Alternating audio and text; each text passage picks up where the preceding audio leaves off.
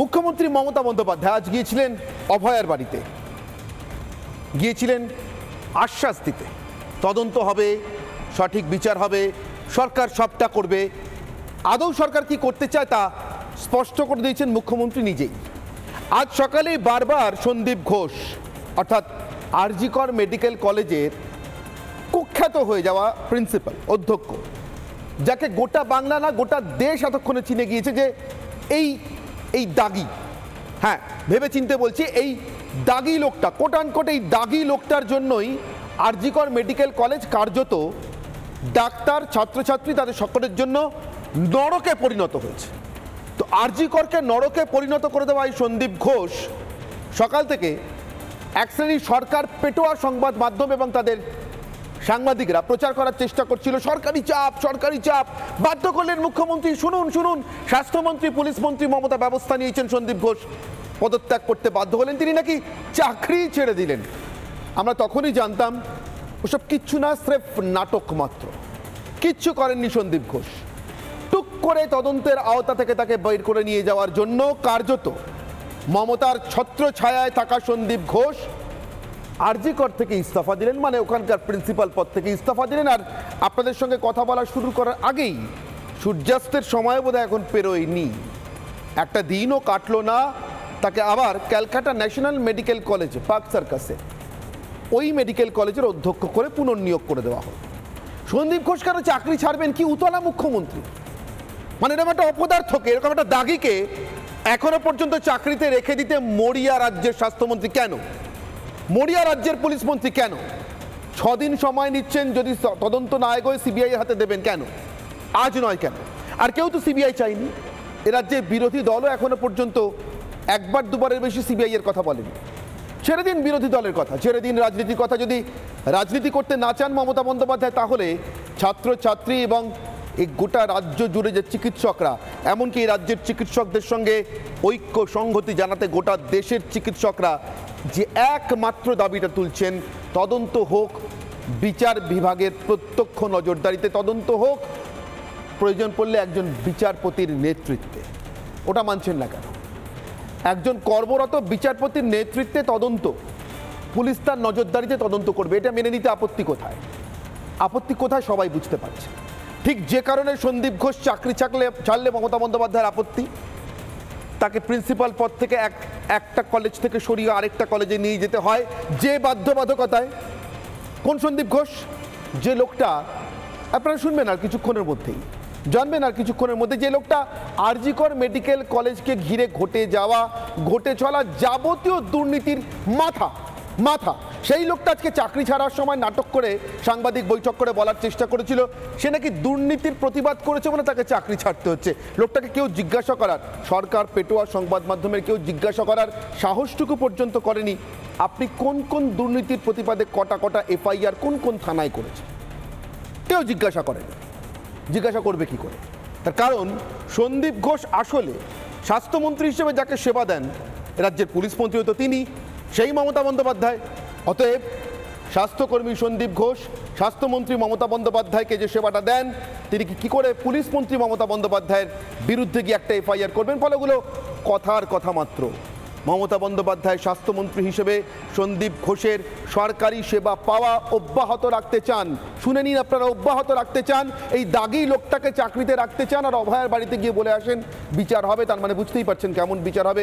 বলে আসেন তদন্ত হবে, বুঝতেই পারছেন কেমন তদন্ত হবে। তাহলে আমার একটাই প্রশ্ন, একটাই দাবি, মমতা বন্দ্যোপাধ্যায় যত দ্রুত সম্ভব মুখ্যমন্ত্রী, পুলিশ মন্ত্রী, স্বাস্থ্যমন্ত্রী হিসেবে সরে দাঁড়ান, নেমে দাঁড়ান, চলে যান।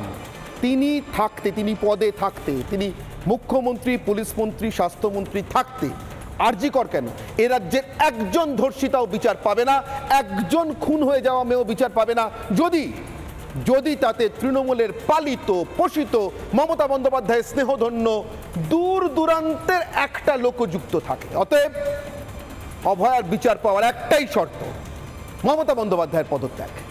আসবো আজকের বিতর্কে, তার আগে আজকের বিশেষ প্রতিবেদন।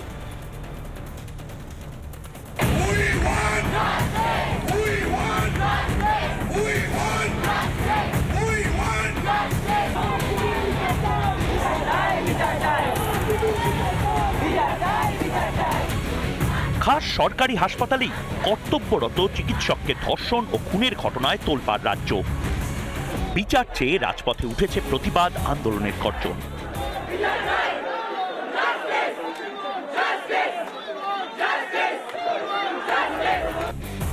অভয়ার খুন বেআব্রু করে দিয়েছে রাজ্যের সরকারি স্বাস্থ্য ব্যবস্থাকে। মানুষের জীবন যাদের হাতে, তারাই কিনা ভোগেন চরম নিরাপত্তাহীনতায়।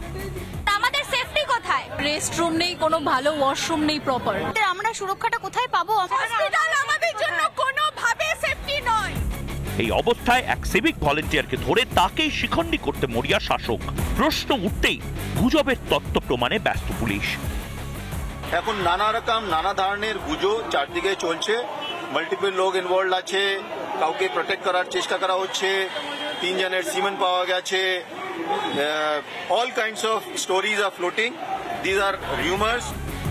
কি বোঝাতে চান পুলিশ কমিশনার? নারকীয় অত্যাচার চালানো কারোর একার পক্ষে সম্ভব? সন্দেহ তো রয়েছে খোদ অভয়ার পরিবারেরও। আরো আছে, আমাদের মনে হচ্ছে ভিতরের লোক জড়িত আছে। একই প্রশ্ন, সন্দেহ অভয়ার সহকর্মীদেরও। ক্রমেই বাড়ছে চাপ। এর 24 ঘন্টার মধ্যেই আবার নতুন মোচড়। যাতে খুনি গ্রেপ্তার হয় এবং দোষীরা শাস্তি পায়, এবং আমি চাই পুলিশ যত তাড়াতাড়ি সম্ভব দোষীদের গ্রেপ্তার করবে। আগামী 4-5 দিনের মধ্যে যদি আরো কেউ থাকে, আমরা নিশ্চয়ই ওদের সবাইকে আমরা নিশ্চয়ই অ্যারেস্ট করতে পারবো। কি এমন হলো যে একদিনেই মত বদলে গেল পুলিশ কর্তার? পুলিশের ঘন ঘন ডিগবাজিতে আদৌ বিচার পাবে অভয়া? যে সরকার ও তার সিস্টেম ডাক্তারদের ন্যূনতম সুরক্ষা দিতে পারে না, তারা দেবে সুবিচার? আর কত সময় পাবে পুলিশ? নাকি অরণ্যে রোদন করবে হাজার হাজার অভয়ার পরিবার, আর বুক ফুলিয়ে ঘুরে বেড়াবে ধর্ষক খুনিরা? রিপাবলিক বাংলা। আজ থেকে বছর 16 আগে আমি একবার সিদ্ধান্তে পৌঁছেছিলাম কলকাতা পুলিশের ইতিহাসে সবথেকে অপদার্থতম পুলিশ কমিশনারের নাম প্রসূন মুখার্জি। রিজওয়ানুর রহমানের দুঃখজনক মৃত্যুর ঘটনার পর তখন সেটা হত্যা না আত্মহত্যা বোঝা যাচ্ছিল না, কিন্তু আজ মত বদল করতে বাধ্য হলাম। আজকের দিন পর্যন্ত কলকাতা পুলিশের অপদার্থতম পুলিশ কমিশনারের নাম বিনীত গোয়েল, যাকে আমার দুর্বিনীত গোয়েল বলে ডাকতেই বেশি ইচ্ছে করছে। এই লোকটা তদন্তে কোনো মতিগতি নেই, নিজের পুলিশকে দিয়ে তদন্ত করানোর কোনো নামও নেই। এ ব্যস্ত সোশ্যাল মিডিয়ায় কে কী লিখছে, সংবাদ মাধ্যমে কে কী বলছে, এসব দিকে নজর দেওয়ার জন্য। একে আইপিএস বলতেও লজ্জা লাগছে। দেশের আইপিএস সিস্টেম এরকম একজন পুলিশ কর্তা তৈরি করেছে, এটা ভাবলেও মনে হচ্ছে কোথাও একটা সিস্টেমে গন্ডগোল রয়ে গেছে। নাহলে এরকম একটা লোক আইপিএস হতে পারে, এরকম একটা লোক কমিশনার হতে পারে কলকাতা পুলিশে, যে কলকাতা পুলিশকে নিয়ে আজকে মমতা বন্দ্যোপাধ্যায় গর্ব অনুভব করেছেন, প্রকাশ্যে বলেছেন। ঠিক কথাই, গর্বেরই কথা, গর্বেরই ছিল ওটা। কিন্তু যতদিন এই দুর্বিনীত গোয়েলের চারপাশে আসার সুযোগ পায়, এই লোকটা যখন তখন কলকাতা 144 ধারা করে, যখন তখন কলকাতা থেকে 144 ধারা তুলে নেয়। রাজভবনের সামনে হলো, সেসব নয় বুঝলাম রাজনৈতিক চাপ থাকে, মোদি আসছে, অভিষেক বসছে, এটা একজন ধর্ষিতা হবে, খুন হবে, তারপরে এ লোকটা সংবাদ মাধ্যমের সামনে দাঁড়িয়ে চুলচেরা বিচার বিশ্লেষণ করতে বসবে, কার কি লেখা উচিত, কি বলা উচিত, গুজবে কান দেবেন না। আরে বাবা, নিজের কাজটা করুন। আপনার পুলিশকে দিয়ে তদন্ত করান, নাকি ওখানে নির্দেশ আছে না করানো? সন্দীপ ঘোষ আর তার চেলা চামুন্ডাদের আড়াল করতে হবে। যিনি আড়াল করার নির্দেশ দিচ্ছেন আপনার সর্বময়ী নেত্রী, মানে সরি, আপনি তো আবার তৃণমূল করেন না, ওই আর কি, আপনার সর্বময়ী প্রশাসক মমতা বন্দ্যোপাধ্যায়। তিনি থাকতে এ রাজ্যের একজন মেয়েরও ইজ্জতের গ্যারেন্টি আছে? বাধ্য হয়ে জিজ্ঞাসা করছি আজকে। এটাই আমার প্রশ্ন, এটাই আমার অগ্নিবাণ। বাংলার মেয়েদের ইজ্জতের গ্যারেন্টি মমতার পদত্যাগ, একটাই গ্যারেন্টি। যতক্ষণ একজন স্বাস্থ্যমন্ত্রী, একজন পুলিশ মন্ত্রী, যিনি ঘটনার 3 দিন গড়িয়ে যাওয়ার পর যার প্রশাসন একটি রাজ্যের একজন ডাক্তারকে, তিনি মহিলা হন পুরুষ হন, একটা রেস্টরুম জোগাতে পারে না সারাদিন ডিউটি করার পর, সারা রাত ডিউটি করার পর, যার প্রশাসন একজন ডাক্তারকে, তিনি পুরুষ হন বা মহিলা হন, ন্যূনতম নিরাপত্তা দিতে পারে না, যার প্রশাসন খুন এবং ধর্ষণ হয়ে যাওয়ার পর একজন পুলিশ আধিকারিককে চুপি চুপি পাঠিয়ে দেয় অভয়ার বাড়িতে টাকা দিয়ে তার মা বাবার মুখ বন্ধ করার জন্য। আমি বলছি না, সুবর্ণ গোস্বামী বলছেন, যে ডাক্তাররা গিয়েছিলেন তাদের প্রতিনিধি বলছেন। মিথ্যা হলে সুবর্ণ গোস্বামীকে কলকাতা পুলিশের ইমিডিয়েটলি গ্রেফতার করা উচিত। এই দুর্বিনীত গোয়েল ভদ্রলোকের ফেক নিউজের জন্য আশপাশে না তাকিয়ে সরাসরি সুবর্ণ গোস্বামীর সঙ্গে যোগাযোগ করা উচিত। তিনি বলছেন কলকাতা পুলিশের এক আধিকারিক টাকা টোপ নিয়ে গিয়েছিলেন। কি লজ্জা! আজকের দিনে দাঁড়িয়ে সেই পুলিশ মন্ত্রী অভয়ার বাড়িতে গিয়ে বলছেন তদন্ত হবে, বিচার হবে। হতে পারে না। যতক্ষণ মমতা বন্দ্যোপাধ্যায় নিজের পদে থাকবেন এ রাজ্যের একজন ধর্ষিতাও বিচার পেতে পারেন না। এটা আমার সিদ্ধান্ত। আপনারা কি সিদ্ধান্ত করছেন আপনাদের কাছ থেকে শুনবো। আপনাদের কাছে প্রশ্ন রেখেছি, তাই আমার আজকের অগ্নিবাণের প্রথম প্রশ্ন, প্রথম অগ্নিবাণ, বাংলার মেয়েদের ইজ্জতের গ্যারেন্টি মমতার পদত্যাগ। যাদের সঙ্গে কথা বলবো, যাদের সঙ্গে বিতর্ক করব, আমার ঠিক ডান দিকে থাকবেন শঙ্কুদেব পাণ্ডা, বিজেপি মুখপাত্র। শঙ্কুদেব, বহুদিন পর সুস্থ হয়ে আবার শুরু হয়ে ফেললেন। আপনার সুস্বাস্থ্য কামনা করি এবং নিরোগ জীবন কামনা করি ভবিষ্যতের জন্য। শঙ্কুদেব, স্বাগত। তবে খুব খারাপ দিনে ফিরলেন, যে চিকিৎসকরা আপনাকে সুস্থ জীবনে, স্বাভাবিক জীবনে ফেরাতে সাহায্য করেছেন শঙ্কুদেব, আজকে আমাদের রাজ্যে সেই চিকিৎসকরা সব থেকে বেশি নিরাপত্তাহীনতায় ভুগছেন। তারা সব থেকে বেশি কষ্টে আছেন, দুঃখে আছেন, যন্ত্রণায় আছেন। আমার ঠিক বাঁদিকে থাকবেন সৈকত গিরি, সিপিআই নেতা। আমার একদম বাঁদিকে সৌরভ প্রিয় দত্ত, রাজনৈতিক কর্মী, তৃণমূল সমর্থক। আমার সঙ্গে আরও কয়েকজন যোগ দিয়েছেন। ডক্টর পূর্ণব্রত গুণ, বিশিষ্ট চিকিৎসক আন্দোলনেরও নেতা। আমার সঙ্গে রয়েছেন আলমগীর শেখ, আরজিকর মেডিকেল কলেজের ছাত্র। আমার সঙ্গে রয়েছেন মৌমিতা চক্রবর্তী, গবেষক। একদম শুরুতে কথা শুরু করব আলমগীর শেখ আপনার কাছ থেকে, তার কারণ আপনারা ভুক্তভোগী। আপনারা সারাদিন ডিউটি করার পর একটা রেস্টরুম পর্যন্ত পান না, পুরুষ মহিলা নির্বিশেষে। সেমিনার হলে কার্যত পথ কুকুরের মতো আপনাদেরকে এক কোণে শুয়ে দিন কাটাতে হয়। আর এটাতে যারা আপনাদেরকে বাধ্য করে সেই লোকগুলোর মধ্যে একটা লোক আজকে আপনাদের কলেজ থেকে বদলি হয়ে এই কিছুক্ষণ আগে সিএনএমসিতে গেল। কি বলবেন আপনার সিএনএমসির সঙ্গী সাথী পড়ুয়াদের, ছাত্রছাত্রীদের কি বলবেন? এই লোকটাকে স্বাগত জানাতে বলবেন?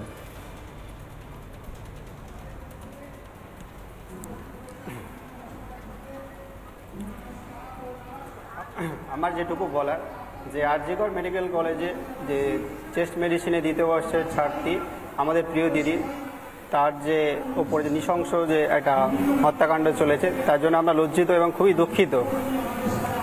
আমরা মনে করি যে প্রতিটা কলেজেরই, প্রতিটা শুধু কলেজ না, যেখানে যে কোনো কর্মক্ষেত্রে মহিলাদের জন্য আলাদা করে রেস্টরুম, আলাদা করে বাথরুম এগুলো থাকা দরকার, যেগুলো মেডিকেল কলেজে অভাব তো রয়েছেই।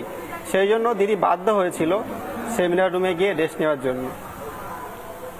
তাহলে সেখানে যখন দিদি রেস্ট নিতে গেল, এটা তো অথরিটি এখানে ব্যর্থ। অথরিটি তাদেরকে নিরাপত্তা দিতে পারেনি, তাদেরকে রেস্ট রুম দিতে পারেনি, তাদেরকে ওয়াশরুম দিতে পারেনি। তাহলে সেই অথরিটি যেখানে বসে থাকে আমাদের পিজিপি বিল্ডিংয়ে, সেখানে অথরিটির কাছে যাওয়ার সময় আমাদেরকে দুটো লেভেলের সিকিউরিটি থাকে, সেটাকে ভেদ করে যেতে হয়। আমি আজ পর্যন্ত ইন্টার্নশিপ চলাকালীন কোনো দিনও দেখা করতে পারিনি। আমি যতবার গিয়েছি সিকিউরিটির কাছে আটকে গেছি। সিকিউরিটির যে দুর্ভেদ্য দেয়াল, সেখান থেকে আমরা কোনোদিন ভিতরে ঢুকতে পারিনি। তারপর কলেজের যে আরেকজন অথরিটি এমএসডিবি, সেই স্যারের সাথে দেখা করতে গেলেও আমাদেরকে দুর্ভেদ্য এক দেওয়াল, সেটাকেও ভেদ করে যাওয়া সম্ভব হয় না। কারণ প্রত্যেকের রয়েছে ডবল লেভেলের সিকিউরিটি, তার সাথে পার্সোনাল বডিগার্ড। তারা আমাদের সাথে দেখা করে না। তার তাদের এক লবি রয়েছে, তাদের কিছু ছেলে রয়েছে যারা কলেজে টিএমসিপি করে, তাদের যে লবি, নর্থ বেঙ্গল লবি যেটা বলা হয়, তারা যখন যায় তাদেরকে প্রবেশ অবাধ, তাদের কোনো কারণ লাগে না, কি জন্য দেখা করছে এগুলো কিছু দেয় না, তারা গেলেই হয়। সাধারণ ছাত্রছাত্রীদের জন্য প্রিন্সিপালের দেখা করা খুবই খুবই কষ্টের ব্যাপার। একটা প্রাচীর ভেদ করে যাওয়ার মতো কেউই পারে না। তাহলে আমরা অথরিটি হিসাবে কি চাই? আমরা অথরিটি এমন একজন লোককে চাই যে যাদেরকে আমরা আমাদের দুঃখের কথা, আমাদের অসুবিধার কথা শেয়ার করতে পারি। আমরা আজ পর্যন্ত সেটা কোনোদিনও পারিনি। আর সেই অথরিটি অত সুন্দর নিরাপত্তার মধ্যে, চাদরের মধ্যে বেষ্টিত থাকে। তাহলে আমাদের যে দিদি আজ মারা গেলেন, সেই দিদির যে, যদি আমরা ভাবি যে চেস্ট ডিপার্টমেন্টটা যেখানে রয়েছে, সেই ডিপার্টমেন্টের মধ্যে দিয়ে যাকে দেখানো হচ্ছে যে সঞ্জয় কুমার, সে সুন্দরভাবে প্রথম যে সিকিউরিটি সেটা ভেদ করে চলে গেল, সামনে ভিতরে গিয়ে নার্সিং স্টেশন সেটাও ভেদ করে চলে গেল, গিয়ে সেমিনার রুমে চলে গেল কোনো রকম সিকিউরিটি ছাড়াই। তাহলে কলেজ অথরিটি যদি তার নিজের অভিভাবক হয়, তাহলে আমার বাবা মা যদি আমার অভিভাবক হয়ে থাকে, তাহলে আমার বাবা মা তো চেষ্টা করবে আমার তার নিজের সন্তানের জন্য নিরাপত্তা দিতে। তাহলে এদিক থেকে কলেজ অথরিটি কোনো হেলদোল নেই, কলেজ অথরিটি পুরোপুরি ব্যর্থ। তাই আমাদের প্রথম থেকে দাবি ছিল যে কলেজ অথরিটি যেহেতু নিরাপত্তা দিতে পারেনি, তাই পদত্যাগ ক্ষমা চাক এবং পদত্যাগ দিক। কিন্তু অথরিটি কী করলো, পদত্যাগ দেওয়ার সময় বললেন যে তার কোনো ভুল ছিল না, ওনার কোনো ভুল নেই, উনি কোনো ভুল করেননি। কিন্তু আমরা এটুকু সকলের কাছে দিনের মতো পরিষ্কার যে একজন অথরিটি হিসেবে তার যা যা কাজ করণীয় উচিত ছিল সেগুলো সে পারেনি। কলেজে হাজার রকমের করাপশান হয়েছে, হাজার রকমের দুর্নীতি হয়েছে। তার মধ্যে যেমন একটা দুর্নীতি আপনারা জানেন যে হাউস স্টাফ দুর্নীতি। সেখানে কলেজ অথরিটি কী করেছে, হাউস স্টাফে যারা মানে টিএমসিপির লোকজন তাদেরকে ঘুরপথে ঢুকিয়েছে। মানে আমাদের এখানে ডেপুটি মেডিকেল এডুকেটর যিনি আছেন, মানে ডিএমই স্যারের নোটিশ ভায়োলেট করে তাদেরকে ঢোকানো হয়েছে। তাহলে প্রতিটা দুর্নীতি এখানে হচ্ছে তার মূল মাথাকে কলেজ প্রিন্সিপাল। তাহলে আমরা বুঝতে পারছি কলেজ প্রিন্সিপাল যার নামে এত ভুরি অভিযোগের মানে প্রমাণিত ভুরি অভিযোগ, তার সত্ত্বেও তিনি বহাল তবিয়তের কলেজে রয়ে গেছেন। ওনাকে দুবার ট্রান্সফার বদলি হয়েছেন। একবার বদলি হয়ে উনি যখন চলে যান তখন নিজের রুমে তালা মেরে যান, গিয়ে বলেন যে আমি ফিরে আসবো। তার দুদিন পরে তিনি ফিরে এলেন, তারপরে আবার তালা মেরে গেলেন। তারপরে যখন নতুন প্রিন্সিপাল এলেন তিনি ঢুকতে পারলেন না। ওনার যে কিছু যে ছাত্র সমর্থক তারা এসে বিক্ষোভ দেখালেন যে আমাদের প্রিন্সিপাল আবার ফিরে আসবেন, আপনি ঢুকতে পারবেন না। তাহলে আমরা দেখতে পাচ্ছি কলেজের মানে পরিস্থিতিটা কি, কোন দিকে যাচ্ছে। সেক্ষেত্রে দাঁড়িয়ে প্রতিটা ছেলে মেয়ে মানে আমাদের প্রিন্সিপালের কাছে কী আশা করতে পারে যেখানে কলেজের প্রিন্সিপাল এই অবস্থা। তাই আমরা মনে করি কলেজের এই প্রিন্সিপাল যদি অন্য কোনো কলেজে যায়, সে সিএনএমসি হোক বা যে কোনো কলেজই হোক, তাহলে উনি তো সিএনএমসি থেকেই এসেছিলেন। তাহলে প্রতিটা কলেজেই উনি যেখানে থেকেছেন সকল ছাত্রের বা ছাত্র বা ছাত্রী একই অভিজ্ঞতা রয়েছে। আমরা মনে করি না উনি যে কোনো কলেজে গেলেই যে প্রচুর উন্নতি করবেন, ছাত্র দরদি হবেন, এটা কোনোদিনও হতে পারে না। কারণ হচ্ছে ওনার ব্যবহার আমরা তো দীর্ঘ 3 বছর ধরে দেখছি। তাহলে এটুকু আশা করা যায় যে এটুকু বলা মানে আমাদের দাবি আছে যে উনি কোনো রকম প্রশাসনিক পদে যাতে না যোগদান করতে পারেন সে ব্যবস্থা সুনিশ্চিত করা হচ্ছে। আমাদের যিনি স্বাস্থ্যমন্ত্রী আছে ওনার দিক থেকে জরুরি। রাজ্যের স্বাস্থ্যমন্ত্রী, রাজ্যের পুলিশ মন্ত্রী, রাজ্যের মুখ্যমন্ত্রী তিনি ভীষণভাবে চান, তিনি ভীষণ আন্তরিকভাবে চান সন্দীপ ঘোষ যেন থাকে। বলছেন আমরা বুঝিয়ে বলবো ওনাকে অন্য কোথাও সরিয়ে দেবো, উনি সরকারি চাকরি থেকে কেন ইস্তফা দেবে না হারে। সন্দীপ ঘোষের চাকরির জন্য মুখ্যমন্ত্রীর কি দরদ, একবার ভেবে দেখুন আলমগীর শেখ। এই দরদের যদি ছিটে ফোটা এই অভয়ের প্রাণের জন্য থাকতো, তার ইজ্জতের জন্য থাকতো। রাজ্যের মুখ্যমন্ত্রী পুণ্যব্রত গুণ আমার সঙ্গে রয়েছেন, বিশিষ্ট চিকিৎসক। আপনাদের জেনারেল বডিজের মিটিং আছে পুণ্যব্রত বাবু, আমি শুনলাম আপনি খুবই ব্যস্ত মানুষ, আমি তার মধ্যে থেকে আপনাকে টেনে নিচ্ছি দুটো কথা বলবার জন্য। আমার একটাই প্রশ্ন পুণ্যব্রত বাবু, এই সন্দীপ ঘোষের মতো দাগি লোকগুলো একটা হাসপাতাল থেকে আরেকটা হাসপাতালে গিয়ে অধ্যক্ষের দায়িত্ব নেবে, আমাকে মেনে নিতে হবে মুখ্যমন্ত্রীর কথা অনুযায়ী, রাজ্যের মানুষকে মেনে নিতে হবে, এ রাজ্যের মেয়েদের মান ইজ্জত জীবন সব সুরক্ষিত থাকবে। পুণ্যব্রত বাবু এটা হওয়া সম্ভব?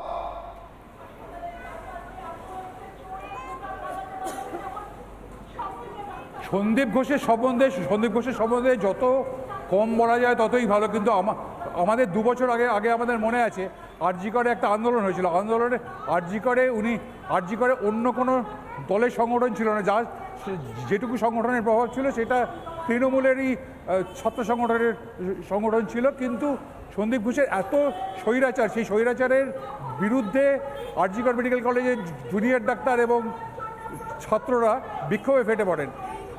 সেই বিক্ষোভের পাশে সিনিয়র ডাক্তারদের সংগঠন হিসেবে joint platform of doctors, West Bengal doctors forum, তারা এসে দাঁড়িয়েছিল। তো তখন আমরা কি দেখলাম, কিছু দাবিকে মানা হলো, কিছু দাবিকে অনেক দিন ধরে ফেলে রেখে আন্দোলনটাকে থিতিয়ে দেওয়া হলো। তারপরে যেটা করা হলো যে কিছু ছাত্রকে যারা এই আন্দোলনের পুরোভাগে ছিল তাদেরকে পরীক্ষায় ফেল করানো হলো। ইন্টার্ন যারা সেই সময় আন্দোলনের নেতৃত্বে ছিল, ইন্টার্নদেরকে মুচলেখা দেওয়া হলো। কি মুচলেখা দেওয়া হলো? যে তারা নাকি ডক্টর পুণ্যব্রত গুণ এবং ডক্টর কৌশিক চাকির প্ররোচনায় এসে আন্দোলন করেছিলেন, তাদের আসলে কোনো দাবি দেওয়া নেই। প্রিন্সিপাল খুব ভালো লোক।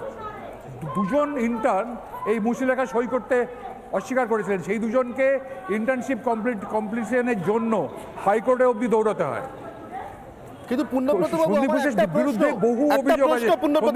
এই যে আলমগীররা প্রশ্ন তুলছে হাসপাতালের এত কিছু সন্দীপ ঘোষ জানে না, আমার প্রশ্ন সন্দীপ ঘোষের এত কিছু মুখ্যমন্ত্রী জানে না, রাজ্যের স্বাস্থ্যমন্ত্রী জানে না? রাজ্যের স্বাস্থ্যমন্ত্রী মুখ্যমন্ত্রী সন্দীপ ঘোষের চাকরি বাঁচাতে এত মরিয়া কেন? জানেন না, এটা হতেই পারে না। কারণ সন্দীপ ঘোষের বিরুদ্ধে আমাদের যে অভিযোগ, সেই অভিযোগ আমরা বারবার জানিয়েছি। মানে আন্দোলনের চাপে পড়ে একবার সন্দীপ ঘোষকে আরজি কর মেডিকেল কলেজ থেকে ট্রান্সফার করা হয়, তিনি 48 ঘন্টার মধ্যে আবার ফিরে আসেন। আরেকবার তাকে প্রিন্সিপালের পদ থেকে সরিয়ে মুর্শিদাবাদ মেডিকেল কলেজের অর্থোপেডিক্সের প্রফেসরের পদে সরানো হয়, সেখানে তিনি মাসখানেক পরে আবার ফিরে আসেন। সন্দীপ ঘোষের কোনো ক্ষমতা তো আছে, মানে রাজ্যের যে শাসক দলের নেতৃত্বের ওপর সন্দীপ ঘোষের কিছু একটা ক্ষমতা আছে, যে ক্ষমতার জোরে তাকে সরানো যায় না, তাকে বড় জোর এক কলেজ থেকে অন্য কলেজে সরানো যায়।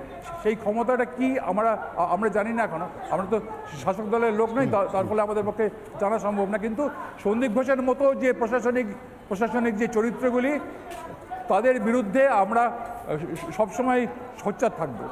কথায় বলে গাছেরও খাবো তলারও কুড়োবো হয় না। এ রাজ্যের মুখ্যমন্ত্রী অভয়ার মা বাবাকে আশ্বাস দিচ্ছেন বিচার হবে, আর সন্দীপ ঘোষকে সকালবেলা পদত্যাগ করা সন্দীপ ঘোষকে বিকেলবেলা পুনর্নিয়োগ দিচ্ছেন সিএনএমসিতে।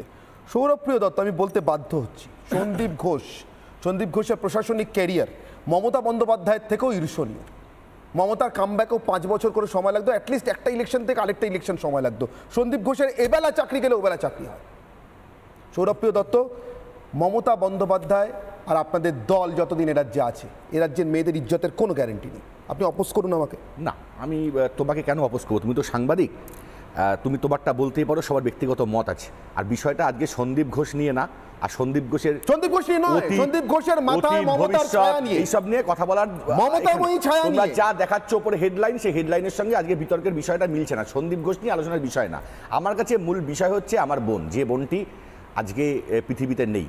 তাই আমি বারবার প্রত্যেকটা চ্যানেলের আগেও আমি বলেছি, আজও বলছি, আমার ঘরে মেয়ে আছে, আমি এমন করে মন্তব্য করতে পারবো না যে মন্তব্যের জন্য আমার মেয়ের অপমান হয়। আমি শুধু, আপনি কি জানেন, এক মিনিট আপনি কি জানেন, আপনি সন্দীপ ঘোষকে তো লঘু করতে চাইছেন। না, এই লোকটা, এই দাগিটা কেন বলছি শুনুন। এই দাগিটা কি করেছে আজকে জানেন? আজ সকালবেলা একটা চিকিৎসক হয়ে এই দাগিটা 9 বার ধর্ষিতা এবং খুন হয়ে যাওয়া এই অভয়ার নামটা নিয়েছে সাংবাদিক সম্মেলনে লাইভ টেলিকাস্টে। তারপরে এই লোকটাকে দুর্বিনীত গোয়েল অ্যারেস্ট না করে সংবাদ মাধ্যমকে সবক শেখাতে যায়। কি মনে হয় আপনার? কি মনে হয় সৌরভ দত্ত, এখানে হচ্ছে কোনটা ঠিক আছে? পুলিশ কমিশনার চোখের উপরে একটা দাগিকে দেখতে পায় না, ওর তো জেলের গাড়িতে থাকা উচিত এতক্ষণে। অনির্বাণ, আমাকে একটু বলতে দাও। প্রথম কথা হচ্ছে, উনি বেআইনি কাজ অবশ্যই করেছে, এবং আমি নাম নেব না, বিজেপিরও বিভিন্ন নেতারা ছবি দিয়ে পোস্ট করেছে, আমার বোনের ছবি দিয়ে। অ্যারেস্ট করেন না? হ্যাঁ, আমি বলছি বিজেপি তৃণমূল বুঝি না, অ্যারেস্ট করেন না। এক কথা বলছি, আমি সত্যি কথা বলছি, আমি এখানে চিল শকুনের রাজনীতি করতে চাইছি না।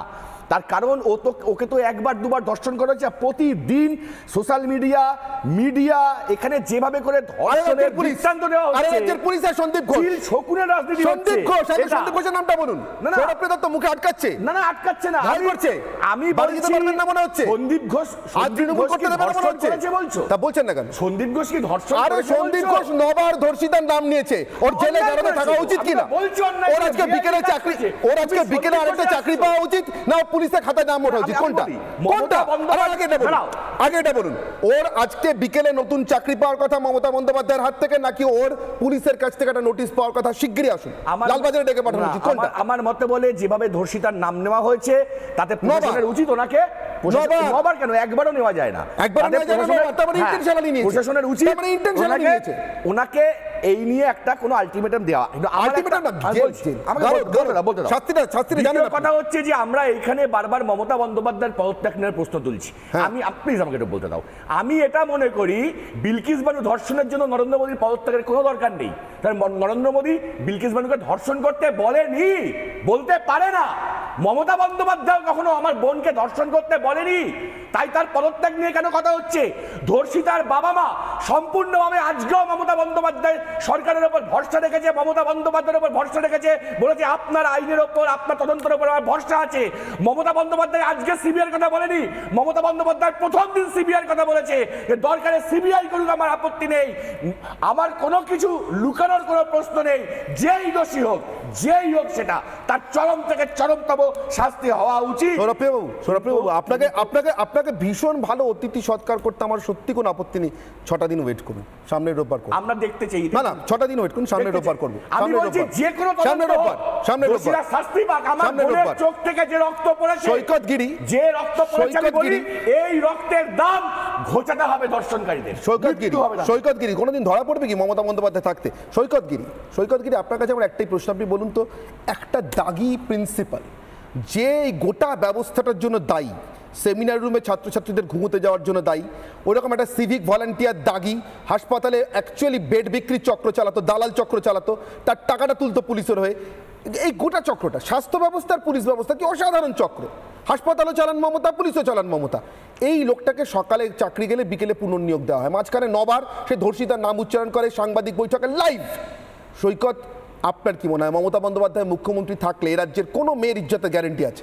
মমতা বন্দ্যোপাধ্যায় মুখ্যমন্ত্রী আসার পরে 11 সাল এক সেকেন্ড এই কি হচ্ছে সৌরভদা? বাড়িতে মেয়ের সেন্টিমেন্ট ব্যবহার করে আর কত নির্লজ্জ উদাহরণ আছে? আর কত বাড়িতে মেয়ে আছে বলছো তারপরও গলা ফাটাচ্ছ।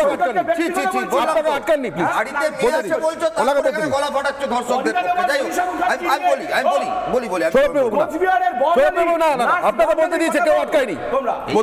এই কারণে বর্বর বিজেপির পাশে বর্বর তৃণমূল দলটা বলা উচিত ছিল আমাদের 11-র আগে। যাই হোক, আমি যেটা বলি সেটা হচ্ছে এই রাজ্যে 11 সালে মমতা আসার পর একটা কোনো ধর্ষণ কাণ্ডের কোনো কিনারা হয়েছে? খুব ইন্টারেস্টিংলি আপনি দেখুন, এই যে আপনি বারবার বলছেন সন্দীপ বাবু কে, ইনি তো সেই ব্যক্তি যিনি 7 দিনের মধ্যে দুর্নীতির অভিযোগে মুর্শিদাবাদ চলে গেলে, কলকাতা থেকে দূরে চলে গেলে মমতা বন্দ্যোপাধ্যায় প্রশাসনের কষ্ট হয়, 7 দিনের মধ্যে তাকে বদলি করে আবার পুনরায় একই জায়গায় ফিরিয়ে আনা হয়। ইনি তো সেই যার জন্য medical college, national Medical college, RG Kar, একের পর এক স্বাস্থ্য দপ্তরে দুর্নীতির একদম কোটি কোটি টাকা দুর্নীতির অভিযোগ আছে। আমি জানি না, আমি অবাক হয়ে যাচ্ছি যে এত কেন প্রশাসনের প্রধানের ইনার প্রতি এত দুর্বলতা। প্রশাসন প্রথমে কি বলেছিল? আত্মহত্যা। আমরা বিরোধীরা, আপনারা সংবাদ মাধ্যম কি বলেছিলেন? না, এটা আত্মহত্যা হতে পারে না, এটা ধর্ষণ, এটা খুন। আমি বলছি ওখানকার পুলিশ বলেছিল প্রথমেই বলেছে আত্মহত্যা, প্রথমেই বলেছে আত্মহত্যা। একদম না, একদম না। আমি পয়েন্টগুলো ডিসকাস করে আপনাকে কেউ আটকায়নি, আপনাকে কেউ আটকায়নি, কেউ আটকায়নি। না না না, কেউ দিচ্ছে না, কেউ দিচ্ছে না, কেউ দিচ্ছে না, না না না, কেউ দিচ্ছে না, কেউ দিচ্ছে না। বলুন, আপনাকে কেউ আটকায়নি।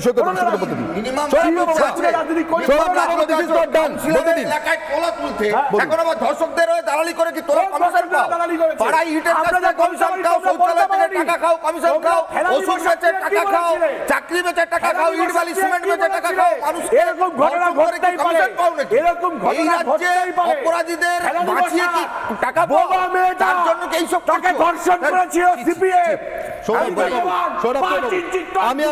আমি আমার পিসিআর এর সহকর্মীদের অনুরোধ করবো, প্লিজ প্লিজ সৌরভ বাবু ভয়েসটা ডাউন করবার জন্য। আপনাকে আবার যখন বলতে দেবো আপনি নিশ্চয়ই বলবেন, কিন্তু প্লিজ। আর কি আছে তোমাদের? যাই হোক, আমি বলি প্রথমত হচ্ছে আত্মহত্যা বলে চালিয়ে দেওয়ার চেষ্টা, তারপর পুনরায় বিরোধীদের চাপে, সংবাদ মাধ্যমের চাপে বাধ্য হয়েছিল পোস্টমর্টেম রিপোর্ট এবং তার পরবর্তীকালে লাশ পরিবারের হাতে তুলে দেওয়ার, লুকিয়ে দেওয়ার গোপন চেষ্টা করেও ব্যর্থ হয়েছে প্রশাসন। 2, তারপর প্রশাসন কি করলো? বারে বারে পুলিশকে ম্যানেজ করার চেষ্টা করলো, প্রিন্সিপাল সব রকম ম্যানেজ করবার চেষ্টা করলেন, এনকোয়ারি কমিটি, মেডিকেল বোর্ড সবটাই তার পছন্দের লোকেদের দিয়ে তৈরি করবার চেষ্টা করলেন। সংবাদ মাধ্যম, বিরোধীরা সজাগ থেকেছে। তারপর আজকে সকালবেলা আমরা কি নাটক দেখলাম? যখন দিনের পর দিন চারিদিকে প্রতিবাদী আন্দোলনে স্তব্ধ হচ্ছে, তখন সরকার খুব সুচারুভাবে, সুন্দরভাবে গ্রেপ্তারি এড়ানোর জন্য প্রিন্সিপালকে পদত্যাগ করালেন। সকালবেলা আমরা বলেছিলাম এটা পদত্যাগ নয়, গ্রেপ্তারি থেকে পালিয়ে যাওয়ার চেষ্টা। বিকেলবেলা আপনি যখন শো করছেন, আপনি দেখলেন কিভাবে সুন্দরভাবে আরেকটা মেডিকেল কলেজে তাকে ট্রান্সফার করে দেওয়া হলো। আমার বক্তব্য হচ্ছে, আমি একদম একমত, তৃণমূলের প্রতিনিধি যাই বলুন না কেন, একটা কথা ঠিক বলেছেন।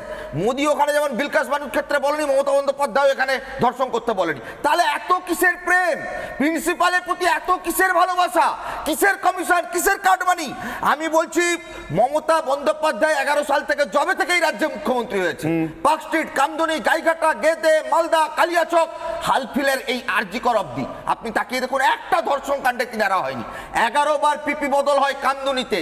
পার্ক স্ট্রিট কাণ্ডের যে মন্তব্যগুলো আমাদের শুনতে হয়েছিল, আজকেও আরজিকরের ক্ষেত্রে কোথাও না কোথাও মহিলাদের রাস্তায় মাঝরাত্রে বেরোতে গেলে ভয়ে বুকটা কাঁপছে।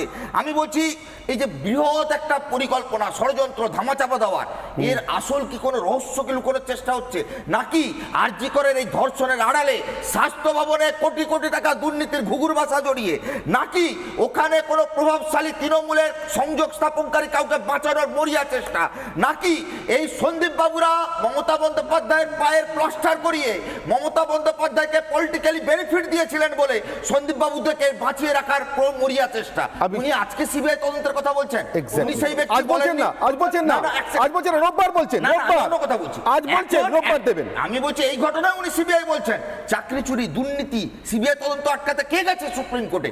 জনগণের ট্যাক্সের টাকা খরচ করে কে বারবার সুপ্রিম কোর্টে দৌড়েছে? তার মানে আপনি যখন দেখছেন যে আপনার ভিতরা নড়ে যাচ্ছে, টলে যাচ্ছে, তখন আপনার মনে পড়ছে, আপনি নিজেও জানেন যে আপনার এই অপদার্থ পুলিশ অফিসাররা তারা আপনার এই শাসক দলকে, তৃণমূলকে ভোটে জিততে সাহায্য করতে পারে, আপনার অপরাধকে আড়াল করতে সাহায্য করতে পারে, রবিবার হয়তো প্রমাণ লোপাট করবার চেষ্টা করতে পারে, কিন্তু তারা সঠিক তদন্ত দিতে পারে না। আমি এখান থেকে শঙ্কুদেব পান্ডার কাছে আসবো। শঙ্কুদেব পান্ডা, রোববার পর্যন্ত সময় দেওয়াটা কেন বলে আপনার মনে হয়? আমার স্পষ্ট মনে হয়েছে, আমি খুব খোলাখুলি বলি, আমার সাংবাদিক হিসেবে স্পষ্ট মনে হয়েছে যে তদন্ত আমি সিবিআই হাতে দিতে চাই জনরোষের কথা ভেবে, মানুষ স্যাটিসফাইড হচ্ছেন না ভেবে শঙ্কুদেব, সেটা আমি এখনই দিতে পারি। রোববার পর্যন্ত দিচ্ছেন এখনো, ঠেকে শিখেছেন, দেখেছেন চাল গবেন তদন্ত করতে গিয়ে বোন পর্যন্ত পৌঁছে যাচ্ছে। যদি সিবিআইয়ের পিছন পিছন ইডি ঢোকে, আবার কোথা থেকে কি বেরিয়ে পড়বে, বাংলাদেশে কী সব বর্জ্য পাচারের গল্প শুনছি। অতএব স্বাস্থ্য ভবন, আরজিকর, যেখানে যেখানে ফাইল সরানোর দরকার পুলিশ সরিয়ে দেবে সারদার মতো। দেখুন, আমি মমতা বন্দ্যোপাধ্যায়কে সৌরভবাবু হয়তো বিশ্বাস করেন না, উনি ওনার হয়ে বলতে এসেছেন, কিন্তু আমি ওনাকে খুবই বিশ্বাস করি, খুবই ভালোবাসি। রাজ্যের মুখ্যমন্ত্রী, আমারও মুখ্যমন্ত্রী, ওনার প্রতিটি কথা আমি মন দিয়ে শুনি। অনির্বাণবাবু, আপনি যে অনুষ্ঠান শুরু করেছেন, যে ক্ষোভ বিক্ষোভ নিয়ে আপনি বক্তব্য রেখেছেন, কিন্তু আজকে মমতা বন্দ্যোপাধ্যায়ের অসহায় স্বীকারোক্তিগুলো আপনি স্কিপ করে গেছেন। বাংলার মানুষকে আরেকবার আইডেন্টিফাই করব, দেখতে বলবো। মমতা বন্দ্যোপাধ্যায়, যিনি রাজ্যের পুলিশ মন্ত্রী, তিনি দাঁড়িয়ে বলছেন আমি সিবিআইকে দিয়ে দেবো তদন্ত। তার মানেই তো ওনার কনফিডেন্ট লেভেল জিরো। উনি জানেন ওনার পুলিশ এটা তদন্ত করতে পারবে না। শুধু উনি, ওনার পাশে দাঁড়িয়ে রয়েছেন বিনীত গোয়েল, কমিশনার অফ পুলিশ। আমি তার প্রথম প্রেস কনফারেন্স দেখেছিলাম, কাল না পরশু। একটু দাঁড়ান তাহলে, একটু দাঁড়ান শঙ্কুদেব, আপনি যখন বলছেন আমার মনে হয় এটা একটা রিক্যাপ দরকার।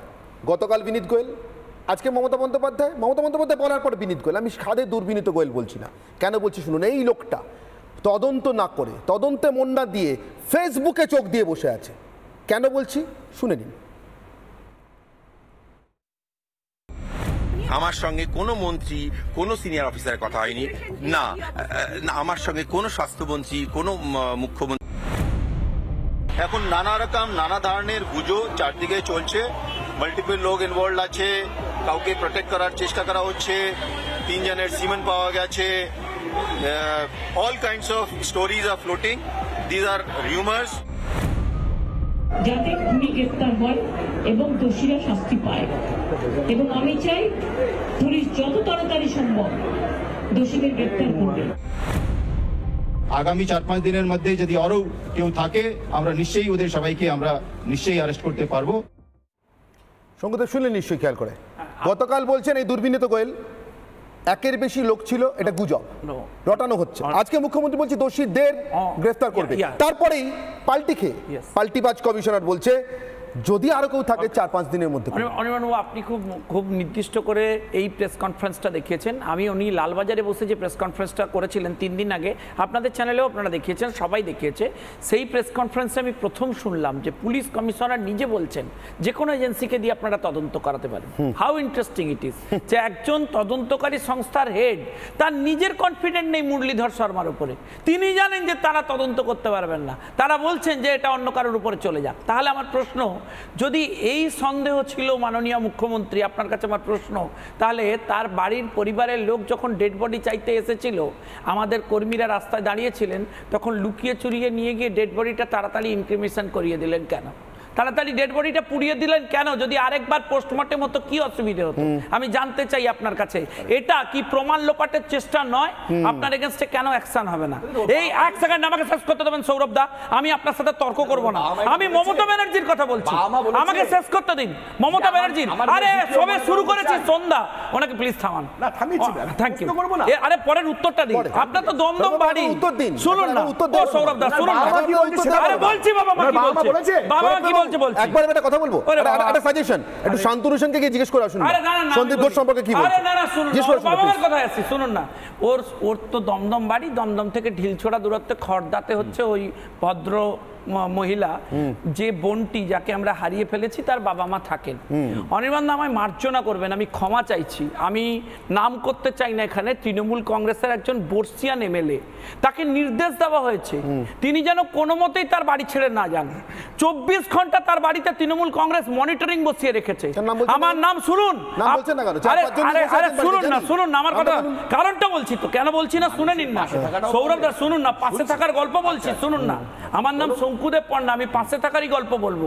আমি এটুকু শিখেছি তো, শুনে রাখুন। যদি আমি ছাত্র রাজনীতি কোনোদিন করে থাকি তার দোয়াই, আমি ওর বাবা মাকে পার্টি করব কলকাতা হাইকোর্টে আগামীকাল, ডাকবো ওর বাবা মাকে, উত্তর দিতে হবে মানুষের সামনে দাঁড়িয়ে। এই বাংলার একটা মেয়ে আজকে এই জায়গা ফেস করেছে, ওর মা আজকে লুকিয়ে চুরিয়ে যে কথা বলছেন, লোকের মুখ দিয়ে আসছে, সেটাও প্রকাশ্যে আনা দরকার। কেন ওনার বাড়িতে মনিটরিং বসাতে হয়েছে একটা রাজনৈতিক দলকে, আমি জানতে চাই আপনার কাছে। আমার প্রশ্ন, এক সেকেন্ড, আমি একটু বলে নি, আর একটা গুরুত্বপূর্ণ বিষয় আমি 1 সেকেন্ডে শেষ করবো। আমি হচ্ছে রাজশেখর মান্থা, মাননীয় জাস্টিস কলকাতা হাইকোর্ট, তার একটা অর্ডারের স্পেসিফিক কপি আপনার সামনে আনতে চাই। তাতে তিনি নির্দেশ দিয়েছিলেন যে কোনো সিভিক পুলিশকে অফিসিয়াল কোনো ডিউটিতে কাজে লাগানো যাবে না। এইটা বলবার পর the honourable CP of Kolkata police একটা সার্কুলার ইস্যু করেছে। সেই সার্কুলারে বলেছিলেন যে তারা কি কি কাজ করবেন আর কি কি করবেন না। আপনার অপদার্থ পুলিশ এসি ওখানে ওই সিভিক পুলিশটাকে তর্কের খাতিরে 1 মিনিটের জন্য ধরে নি, যদি অপরাধী হয় তাহলে ও ওখানে কি করছিল, যদি ওনাকে রিক্রুট করে, যদি অপরাধী হয়, যদি এই সিভিক পুলিশের হিস্ট্রি শোনাচ্ছি, যদি আরে আমাকে শেষ করে দিন অনির্বাণ, আমাকে 1 মিনিট অনির্বাণ, আমি 1 মিনিটে তারপরে আপনি ওইটা চলে যাবেন, আমি ভুলে যাব একটা গুরুত্বপূর্ণ বিষয় আছে। হিস্ট্রিটা দেখা দাও, আমি হিস্ট্রিতে যাব, আপনি দেখবো একটা গুরুত্বপূর্ণ ইনপুটটাকে দিয়ে দিই, মানুষকে এটা বলার দরকার। শুনে নিন, এ তো অনেক ছোট প্লেয়ার, একটা বড় হিস্ট্রি দিচ্ছি, শুনে নিন। আমি সৌরভ দাস জানানোর জন্য বলবো, আমি যদি 1 কুচি ভুল করি আপনারা কারেকশন দিয়ে দেবেন। শুনুন, এই প্রথম যখন ঘটনা ঘটেছিল, এই হতভাগা প্রিন্সিপাল যাকে গ্রেপ্তার করা উচিত, অন্য জায়গায় পাঠিয়েছে, আমি তো চাই ওকে 120B-তে ইমিডিয়েটলি বুক করা উচিত, এবং সেই দাবি আমি কোর্টেও জানাবো। ও অস্বীকার করে গেছে, স্লিপ স্টাডি হচ্ছিল সেমিনার রুমে, স্লিপ স্টাডি, মানুষ ঘুমোলে তার কতক্ষণ ঘুম হয় না হয় সেই স্লিপ স্টাডি হচ্ছিল। একটা মাত্র মেয়ে, তার ডিউটি পড়েছিল, 4-5 ছেলেরা ছিল। ওর যে হেড, যে লিড করতো, যে প্রিন্সিপালের সেকেন্ড ম্যান ইন কমান্ড, আমি দায়িত্ব নিয়ে বলছি, তার নাম সুনীতি রায় প্রধান বা কিছু এরকম নাম আছে ওর, আমি নামটা ভুলে গেছি। তাকে কেন ইন্টারোগেশনে কমিউনিকেট করা হয়নি, তাকে ডেকে পাঠানো হচ্ছে না, কেন তদন্ত করা হচ্ছে না? আমি শেষ করে নি। এই ভদ্রলোক, এই প্রিন্সিপাল প্রথম বলেছিল যে কেন একটি মেয়ে ওখানে যাবে, ওইখানে পৌঁছবে, ননসেন্স। ওই দিন ওকে সাসপেন্ড করা উচিত ছিল, ওই দিন ওকে গ্রেফতার করা উচিত ছিল। I am surprise, Mamata Bandyopadhyay তার পুলিশ আজকে পর্যন্ত তাকে গ্রেফতার না করে তাকে প্রাইজ পোস্টিং দিয়েছেন। এই হসপিটালে এর আগে উনি পোস্টেড ছিলেন না, দুর্নীতি করেছেন, টাকা চুরি করেছেন। আমি দায়িত্ব নিয়ে বলছি, ওনাকে গ্রেফতার করার বদলে যে ঘটনা আজকে সরকার ঘটিয়েছে তার শেষ দেখে আমরা ছাড়ব। প্রশ্নটা ওখানেই যে কেন এই লোকটার প্রতি, এই দাগিটার প্রতি মুখ্যমন্ত্রী এবং তার প্রশাসনের এত ভরসা, এত ভালোবাসা, কারণটা কি? সঞ্জয় রায়, মুখ্যমন্ত্রীর পুলিশ কেমন কাজ করে শুনুন। সিভিক ভলান্টিয়ার কি থাকার কথা, হাতে লাঠি, কোনোদিন লাঠি ছাড়া কিছু থাকার কথা নয়। আর কি করার কথা, ট্রাফিক ছাড়া কিছু সামলানোর কথা নয়। এই লোকটা আর অনেক কিছু সামলাতে অভ্যস্ত। তার একটা নমুনা আপনাদের শোনাই। গার্হস্থ্য হিংসায় অভিযুক্ত, একটা ডায়েরি থেকে গেছে 2 বছর ধরে। যদি ওটা FIR হয়ে এই লোকটা সত্যি সত্যি তদন্তের আওতায় পড়তো, তাহলে হয়তো আজকে এত বড় ঘটনার সুযোগ পেত না। কিন্তু কি ঘটেছিল, কি করেছিল মমতা পুলিশ, একবার শুনুন। 2 বছর আগে নিজের স্ত্রী এর নামে অভিযোগ করেছিল। কি করেছে পুলিশ শুনুন। কালীঘাটে থানায় ওকে ডায়েরি দিয়েছিলাম, এই যে মারধর করার জন্য। কিছু না, মারধর করতো, পয়সা দিত না, খাওয়া দাওয়াই করতো না। কালীঘাট থানায় অভিযোগ দেওয়ার পর সে গ্রেফতার হয়েছিল না? হ্যাঁ, গ্রেফতার হয়েছিল, একদিন রেখেছিল। তারপরে ওর বোন এলো, ছাড়ালো। কি করে তার বোন? ওর বোন পুলিশেও চাকরি করে, ওর 2টো বোন পুলিশে চাকরি করে। পুলিশের জামা কাপড় পরে কখনো দেখেছেন? হ্যাঁ, 1-2বার পুলিশের জামা কাপড় পরে এসেছিল। কিরকম জামা পরতো? খাকি রঙের না, মিলিটারি রঙে জামা পরে আসতো। সে করে আসতো বাড়িতে? বাইক করে আসতো। বাইকে পুলিশ লেখা থাকতো? বাইসে লেখা থাকতো পুলিশ গাড়ি। কি সব হাসপাতালে যে কোনো সময় ঢুকতে পারতো? যখন তখন চলে যেত। এনএলএস হাসপাতালের ভিতর? হ্যাঁ। ফিরদৌস শামীম গত পরশু থেকে গতকাল এবং আজও দেখলাম একেবারে সরকারের পেটোয়া কিছু সংবাদপত্র তারা লিখছে এর মোবাইলে কতক্ষণের অশ্লীল ভিডিও পাওয়া গেছে, তারা লিখছে এর শ্বশুরবাড়ির কী অভিযোগ ছিল, স্ত্রীর কী অভিযোগ ছিল। কারণ লেখার ধক হচ্ছে না এই অভিযোগগুলো পাওয়ার পর পুলিশ কেন কাজ করেনি। ওই পুলিশেরই তো মন্ত্রী মমতা বন্দ্যোপাধ্যায়, কারোর ধক হচ্ছে না। ফিরদৌস স্বামী মমতা বন্দ্যোপাধ্যায়ের ধক হচ্ছে না এই লোকটাকে, এই সঞ্জয়, এই প্রিন্সিপালটাকে, এই দাগিটাকে একেবারে চিরতরে সার্ভিস থেকে বিদায় করার। কেন বলুন তো, কারণটা কি? কোথায় লুকিয়ে আছে রহস্য? রহস্য মমতা বন্দ্যোপাধ্যায়ের মন্তব্যেই লুকিয়ে আছে।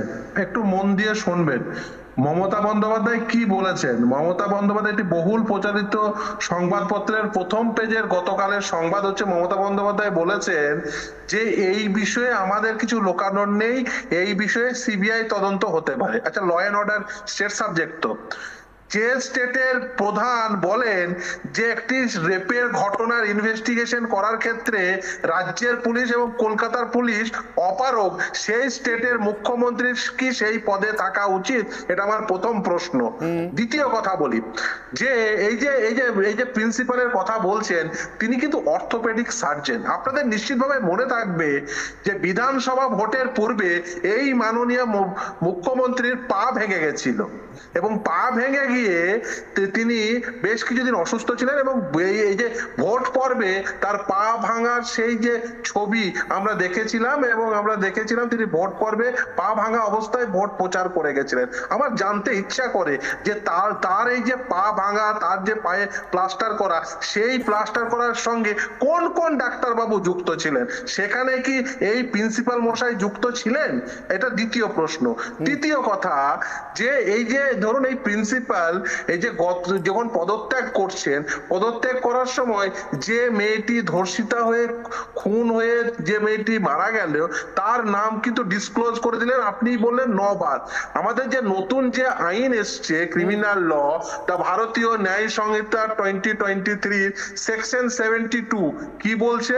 Disclosure of identity of victim of certain offences যদি আন্ডার সেকশন 64, 65 or 66, 67, 68, 69, 70, 71 এর মতো অপরাধের ক্ষেত্রে, অর্থাৎ রেপের ক্ষেত্রে যদি কারোর রেপ ভিকটিমের নাম ডিসক্লোজ করে দেয়, তাহলে 2 বছর পর্যন্ত তার জেল এবং জরিমানা হতে পারে। আচ্ছা, এই প্রিন্সিপালের বিরুদ্ধে 2 বছর পর্যন্ত, ফিরদৌস শামীম 2 বছর পর্যন্ত তার জেল এবং জরিমানা, যে লোকের শাস্তি হওয়া উচিত সেই লোককে, এক মিনিট ফিরদৌস বাবু, এক মিনিট, সেই লোককে সকালবেলা চাকরি যাওয়ার পর পদত্যাগ করার পর, সাজানো নাটকে পদত্যাগের পর বিকেলবেলা মুখ্যমন্ত্রী তার পুরনো কলেজে ফেরত পাঠাচ্ছেন। মৌমিতা, কি মনে হচ্ছে একজন মহিলা হিসেবে, একজন মেয়ে হিসেবে এ রাজ্যে মান ইজ্জত নিয়ে বেঁচে থাকা আর মমতা বন্দ্যোপাধ্যায়ের মুখ্যমন্ত্রী থাকা, এই দুটো একসঙ্গে সম্ভব কোনো মহিলার জন্য? প্রথমেই বলবো অনির্বাণ দা, খুব লজ্জাজনক একটি ঘটনার জন্য আজকে প্যানেলে বসতে হচ্ছে, and being a female and being a lady, এটা আমার জন্য যথেষ্ট একটা লজ্জাজনক ঘটনা। এই হ্যালো, আমি কি অডিবল আছি? শোনা যাচ্ছে মৌমিতা, প্লিজ বলুন। ওকে, আই এম সো সরি। হ্যাঁ, এবার প্রথমে যেটা বলবো অনির্বাণ দা, আমাদের পশ্চিমবঙ্গ এখন তৃণমূল কংগ্রেসের একটা কি বলবো মানে দূষিত কন্টেন্ট ফ্যাক্টরি হয়ে দাঁড়িয়েছে, যেখানে রোজ রোজ নিত্য নতুন নোংরা থেকে নোংরাতম ঘটনা উৎপাদন করা হচ্ছে এবং কোন সরকার, সেটা মুখ্যমন্ত্রী হোক বা প্রধানমন্ত্রী হোক, কেউ কখনো কারোকে ফোন করে বা কারোর বাড়ি গিয়ে ইনস্ট্রাকশন দিতে পারেন না যে যাও তোমরা গিয়ে ধর্ষণ করো। কিন্তু একটা ধর্ষণের মতো লজ্জাজনক ঘটনা ঘটার পর প্রশাসনিক যে স্টেপগুলো নেওয়া উচিত, সেই স্টেপটা মমতা ব্যানার্জি তাহলে বাকি যত ধর্ষণ কাণ্ড ঘটেছে পশ্চিমবঙ্গে তাহলে সবগুলোর উপর নেওয়া উচিত ছিল, starting from Park Street to Kaliaganj. সেগুলোতে কোনোটাতে উনি বললেন না ফাঁসির কথা। হঠাৎ করে আরজি করে ঘটনাতে উনি 7 তাড়াতাড়ি বলে দিলেন যে না, এটা ফাঁসি দেওয়া হোক। ওনার ভাইপো অভিষেক ব্যানার্জি বলছেন যে একটা আইন ভারতবর্ষে করা হোক যেখানে থেকে এখানে আমার প্রশ্ন অনেক ছোট থেকে শুনে এসেছি, অতিভক্তি চোরের লক্ষণ, অতিভক্তি চোরের লক্ষণ ছোট থেকে শুনে আসা প্রবাদ। আর ঠিক সেখানে মৌমিতা আমার বক্তব্য, এই হঠাৎ করে ফাঁসি চাওয়া, হঠাৎ করে এনকাউন্টার চাওয়া, আসলে কি প্ল্যান করে, একদম পরিকল্পনা করে এই সন্দীপের মতো দাগীদের বাঁচাতে চাওয়ার একটা নিখুঁত ষড়যন্ত্র। 6 দিন পর কেন, কাল নয় কেন, বিচার বিভাগীয় হেফাজতে নয় কেন, বিচার বিভাগের সরাসরি নজরদারিতে তদন্ত নয় কেন, কাকে বাঁচানোর জন্য, কাকে আড়াল করবার জন্য এখনো মরিয়া রাজ্যের স্বাস্থ্যমন্ত্রী এবং পুলিশ মন্ত্রী? আপনাদের রায় দেখে নেব সরাসরি। আপনারা কি বলেছেন, আপনারা কিভাবে রায় দিয়েছেন আমার প্রশ্নের উত্তরে। প্রথমে ফেসবুকের পরিসংখ্যান, প্রশ্ন করেছিলাম মমতা মুখ্যমন্ত্রী থাকতে বিচার পাবেন অভয়া, এই প্রশ্নের আড়ালে যে প্রশ্ন ছিল, এই রাজ্যের কোনো ধর্ষিতা বিচার পেয়েছেন আজ পর্যন্ত, ভবিষ্যতে পেতে পারেন যদি এর পরেও আবার কেউ ধর্ষিতা হন? ৭৭% বলেছেন না, সম্ভব নয়। হ্যাঁ বলেছেন 23%। চোখ রাখবো এক্স হ্যান্ডেলের পরিসংখ্যানে। মমতা মুখ্যমন্ত্রী থাকতে বিচার পাবেন অভয়া? প্রশ্ন ছিল, আপনাদের উত্তর কত শতাংশ কোন দিকে রায় দিয়েছেন? আবার দেখাচ্ছি এবার এক্স হ্যান্ডেলের পরিসংখ্যান। ৭৩% বলছেন না, ২৭% বলছেন হ্যাঁ। এবার ইউটিউবের পরিসংখ্যান, 2 ঘন্টায় 22,000-এরও বেশি মানুষ ভোট করেছেন, তাদের মধ্যে শতাংশের হিসাবে চোখ রাখবো। মমতা মুখ্যমন্ত্রী থাকতে বিচার পাবেন অভয়া? কত শতাংশ কোন দিকে রায় দিচ্ছেন? 83% ইউটিউবে বলছেন 22,000-এর মধ্যে পাবেন না, 17% বলছেন পাবেন। অর্থাৎ এখান থেকেও স্পষ্ট আপনারাও কি বুঝছেন, আপনারাও কি ভাবছেন, আপনারা ইতিমধ্যেই কি ধরতে পেরে গিয়েছেন। আমরা সবাই ধরতে পেরে গিয়েছি, শুধু ধরতে পারার পর যে কাজটা সেটা বাকি রয়েছে। এ রাজ্যের মুখ্যমন্ত্রী মমতা বন্দ্যোপাধ্যায় থাকতে, তার দল এ রাজ্যের প্রশাসনে ক্ষমতায় থাকতে এ রাজ্যের মেয়েদের ইজ্জতের কোনো গ্যারান্টি নেই। এরপর সিদ্ধান্ত নেওয়ার দায়িত্ব আপনার। আমার কাজ এখানেই শেষ। অনির্বাণের অগ্নিবাণ শেষ করছি, সঙ্গে থাকুন রিপাবলিক বাংলা।